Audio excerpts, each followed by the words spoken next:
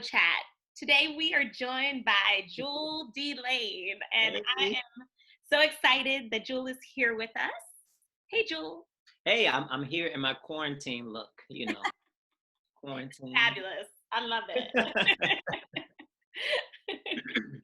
So, Juel has been a choreographer with us twice, I think, right? Yeah, In 2000, maybe 12, 13. 12 and 2009 was it?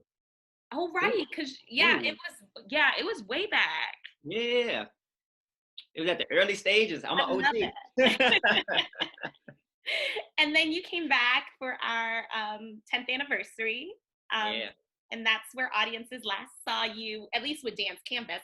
But Juel has been out in the world doing amazing things, and we are really excited to chat with him today about him, his process, what he's been doing as an artist, and get a little insight about his work that was presented with Dance Campus. And you'll get to see an excerpt of that today, too. Hey. So, Juel, why don't you tell us a little bit about your background? What shaped you to be the artist you are today? I'd love to hear more about it. Ooh. Well, okay, so I always tell people that I started dancing really late. So I didn't really start formally dancing until I was like 16. But growing up, I had a lot of energy. I had a big imagination, like, just like any kid, I had like all kind of shows going on in my head and in my room. And it wasn't until I got to high school where I went to an all Black performing arts high school where I saw Black people who looked like me who were doing this. And I was like, yo, let me see if I can do this too. And so I'm thankful to have teachers like Freddie Hendricks and Dawn Axum. They were really the anchor in pushing all of us to kind of like fulfill like our biggest possibilities. And yeah, so I was kind of like dipping back and forth through like theater and with dance, and I finally got my heart set on dance. And I was like, well, I like theater, but there's an energy that I'm getting from dancing that just makes me come alive. And I felt like it was also good for me because I was super shy. And so I didn't necessarily have the words to tell people like certain things. So I was like, well, let me just put it in my movement. And so, that was the thing that really drew me to the art form. And then from there, I went to North Carolina School of the Arts, and I felt like that was like where everything kind of opened up, where like I was introduced to like, this is modern dance. So it was just like, whoa. But the thing that I like about going to North Carolina School of the Arts, I was able to meet people who inspired me and people who pushed me. Because again, I was starting off really late. And so naturally for men to dance is always easier, but I wanted to make sure that I was able to fully understand like everything, like all the like, the fundamentals and things of that nature.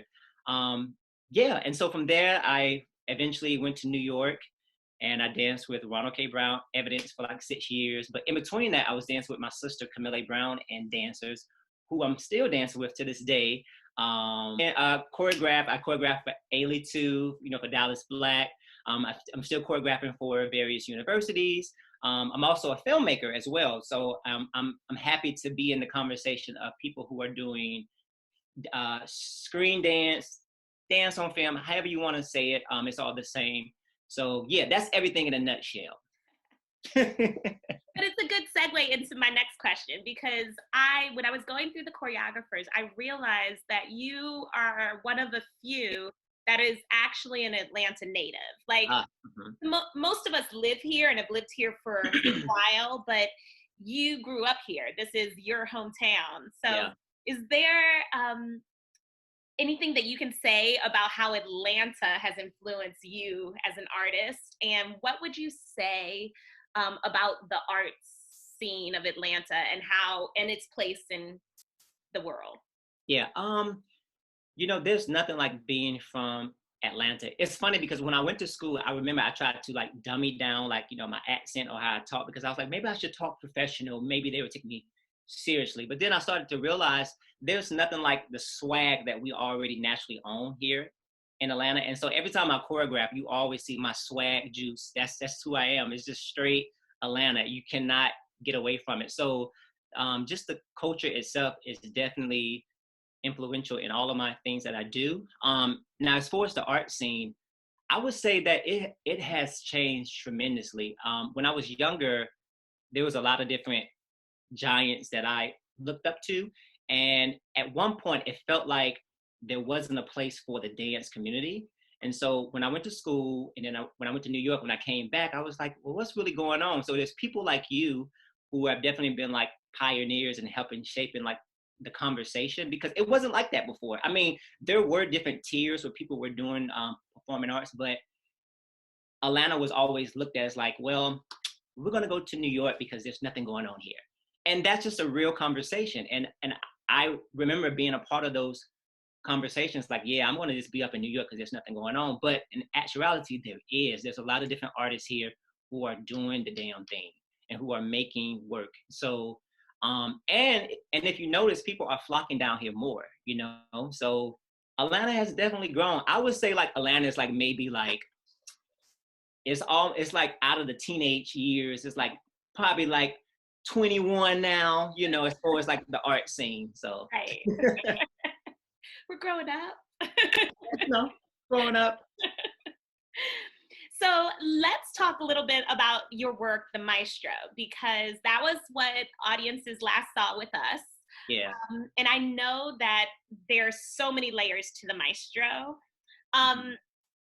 So why don't first you talk a little bit about your inspiration and your process with it, and then I have a couple of follow-up questions. Sure. Well, the Maestro itself comes from the painting by Ernie Barnes, and he's a wonderful painter. If you ever seen the show Good Times, he is responsible for J.J. Walker doing all those fabulous paintings. And if you ever owned a Marvin Gaye album, Sugar Shack, he is responsible for that. So when I was growing up, my parents always played music in the house. And I'm not sure if I saw this particular album at my parents' home. I don't know, but in the 80s, everything was just like, you know, there was always some kind of like music going or whatnot. But there was an album called The Crusaders. And on the cover, there's this elongated man. And I used to always think like, wow, he has a high booty like me. He's long. I was like, that looks like me. But it always was in the back of my mind. But as I got older and really started understanding choreography, I said, I want to go back to that. So I felt it was my duty to give honor to that. I didn't necessarily know how. In 2012, I tried to choreograph. Well, I won't say try. I did choreograph a piece called The Maestro, and it was just on me, and it was cool.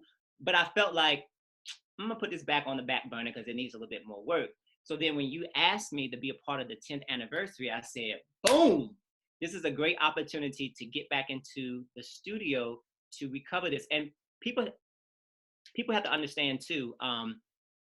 It's nothing like taking your own work and getting the chance to like do it, but also having the space to do it and the time. So thank you for just saying, hey, do you want to be part of the show? Because that opened my mind up to a whole bunch of things. So in that show, I asked Rebecca Pleasant, who is super amazing, to be the maestro, and I also had Munir. He was the composer for that too. So yeah, and it's also a film too. So if you go to my website, you can see the Maestro, which is on film, because it came in first place at the Bronze Lens Festival in the music video category, which isn't a music video, but I'm like, I'll take it. That's fine with me. What was it like translating a concert dance piece into a film? I mean, I know you have a lot of experience with dance on film, but tell our audiences a little bit about that process. Well, it's a little bit different, but it's with film, you get to open up your imagination a little bit more. And so like if you actually see like, oh, I want some things to come out of this wand, you know, you can actually put those things in there. But I've learned to be tender with myself when I'm doing the dance on films and not be super literal. And so you can open up that whole storytelling process a little bit more. And the thing about film is just a lot of movie magic. You know what I mean? And it's like, you know, nobody's going to see it live. And so my goal as a filmmaker is to always make sure that I create it where it feels timeless. So it makes you want to say, let me rewind that back because I missed something. Or it may say, I don't understand what's going on. Let me rewind it back. So I'm always open for interpretations, because a lot of times when I put out stuff, people are like, so what is your point? What happened before he came in? It's kind of like, I don't know. Is whatever you, if you had a whole thing of how he came in, I think that's great, because that's what we want to do in this art form. You know, whether it's live or whether it's on film, you want people's minds to be open up where they can get their own interpretation from it. But I just love film because it just, you get to play. You get to play with so many things. Yes.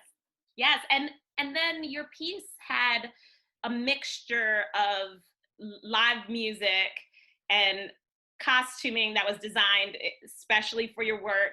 What's it like working with other artists in the collaboration process? You know what, that is the word, collaborations. Collaborations aren't always easy, and they can be hard, but in terms of choreography, in terms of like a choreographic process, I have been working with Munir Zaki for the probably past 3 years.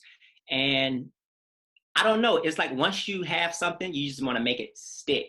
And the thing about a composer, his job is to make sure that he can actually see what's going on. So he has to be able to see the vision so he can understand. Like, it's hard when you say, well, I want this and I want that, and then you end up going back and forth with, like, you know, a composer, and like saying, oh, well, you don't really get what I'm trying to say, but he actually gets it, and he's actually in the process. And like, even if I have to send him clips, he has to see all of those things. Now in terms of wardrobe, Jared Barnes is that's my bro. Now, I met him in the Atlanta dance scene back probably, this was like in 2009. I don't know what piece I was doing, but I was doing a couple of pieces, and somebody said, you should go to him and he should hem up your pants. And I was like, okay. And when he started hemming up my pants, something happened, but he started cutting it. And I was like, oh, he's dope. He's fly. And so I just been with them. And so I always try to bring people that have been with me for a while and just bring them to any process, because I'm like, if it ain't broke, don't try to fix it. You know what I mean? Because it just helps with me in my process. Now, there are other people that I do go to, but I try to make sure that I establish the same relationship as I established with them. I love that. And the product is evident because it was fabulous. Thank you. Yes, of course. So real quick before we toss it to the Maestro, a little excerpt for audiences to see, how are you doing in the shutdown? What's it been like? How do you keep your artistic juices flowing? Well, I'm gonna be super honest. The first week was pretty hard. You know, I know people were like sending me stuff saying, "Oh, you should do this. You should hop online and do all these things." And I was like, I think I just need to just breathe a little bit, because I need to figure out my life for the next couple of months, because I just need to breathe. And I actually thought that was really bad. I was like, oh no, I should be doing something. But then I had people just kept telling me, it's okay to rest, it's okay to breathe, you don't have to rush, you're not going anywhere, you know. So for me, it's been a mixture of resting, and also I've been cooking a lot, and like, I just got on a plant-based diet. So you would think I have a cooking show, and it's like I am like cooking different things, and I'm like, I think I'm a better cook now. Yes. So I've been doing that, and I've also been working on a new film. Thank God I filmed this film back in February, because I had told myself, oh, I'll get to it probably in May or probably late, but it's forced me to like work on it. So we just completed that. So I'm happy about that, you know, and I've just been taking it day by day like everybody else. You know, as you can see, I look like Teen Wolf. I'm like, I'm not going nowhere. I enjoy looking, you know, in my natural state, so it's fine. I love it. You look great, Juel. Well, thank you for joining us today, Juel. We miss you, and we are excited for your new projects. And audiences, you stay tuned, because you'll get to see a little excerpt of the Maestro from our 2018 performance series. Thank you so much for having me too, Angela. And thank you for all the opportunities that you do for the artists here. Thanks, Juel.